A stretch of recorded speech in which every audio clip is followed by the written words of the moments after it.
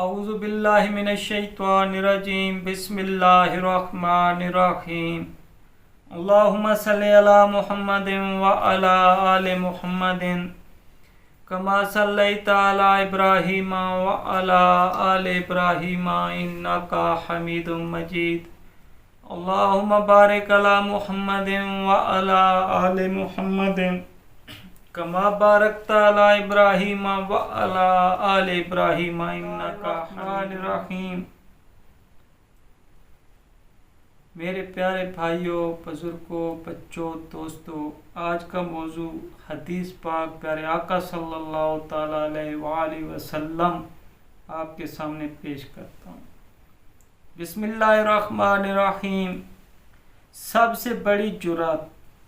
حضرت سیدنا یحییٰ بن معاذ رحمۃ اللہ تعالیٰ علیہ فرماتے ہیں، سب سے بڑا دھوکہ اور سب سے بڑی جرات یہ ہے کہ گناہگار بندہ اپنے گناہ پر ندامت کا اظہار کیے بغیر اللہ پاک سے عفو کی امید رکھے، اعمال صالح کیے بغیر اللہ پاک کی بارگاہ سے نیکیوں کے حصول کی امید رکھے، عمل کے بغیر جزا کا انتظار کرے اور حد سے بڑھنے کے باوجود اللہ پاک سے مغفرت کی تمنا کرے۔ خوف اللہ پاک کے حصول اور اس میں اضافہ کا سب سے بڑا ذریعہ علم ہے۔ خوف اللہ پاک کے حصول اور اس میں اضافہ کا سب سے بڑا ذریعہ علم ہے، جیسا کہ اللہ پاک کا فرمان عالی شان ہے، انما یخشی اللہ من عبادہ العلماء، انما یخشی اللہ من عبادہ العلماء۔ ترجمہ کنز ایمان، اللہ سے اس کے بندوں میں وہی ڈرتے ہیں جو علم والے ہیں۔ اللہ پاک سے اس کے بندوں میں وہی ڈرتے ہیں جو علم والے ہیں۔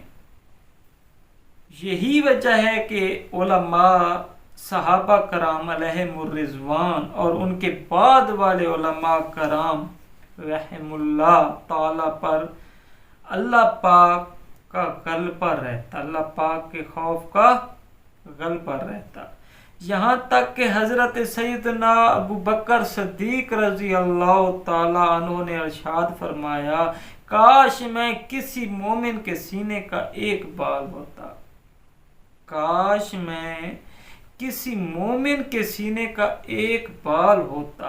حضرت سیدنا عمر بن خطاب رضی اللہ تعالیٰ عنہ نے اپنی موت کے وقت فرمایا، عمر ہلاک ہو جائے گا اگر اس کی مغفرت نہ ہوئی۔ اللہ اکبر۔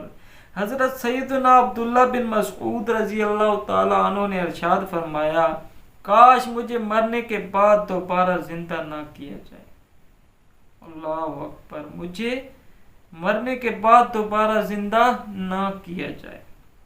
حضرت سیدنا عبداللہ بن مسعود رضی اللہ تعالی عنہ کے اس قول پر کفریہ کلمات میں کیے گئے اعتراضات کے ذریعے کچھ اشکال وارد ہوتے ہیں، مگر ان اشکالات کا جواب یہ ہے کہ ان کی یہ تمنا حقیقت پر مبنی نہ تھی، بلکہ اس بات کا اظہار مقصود تھا کہ میرے بہت سے گناہ ایسے ہیں جن پر مجھے دوبارہ زندگی ملنے کے بعد مواخذے کا خوف ہے، دوبارہ زندگی ملنے کے بعد مواخذے کا خوف ہے۔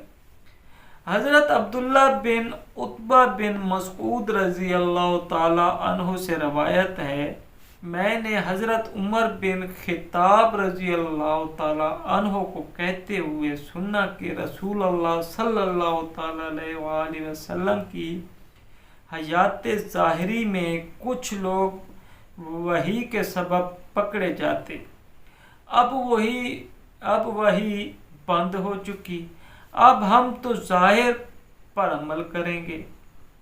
جو ہمارے سامنے بھلائی ظاہر کرے گا ہم اس کو امن دیں گے اور اسے اپنے قریب کریں گے، ہمیں اس کے خفیہ حالات سے کوئی تعلق نہیں، اس کا حساب اللہ کی طرف ہے۔ اور جس نے ہمارے لیے برائی ظاہر کی ہم اس کو امن دیں گے، نہ سچا سمجھیں گے اگرچہ اس کا باطن اچھا ہو۔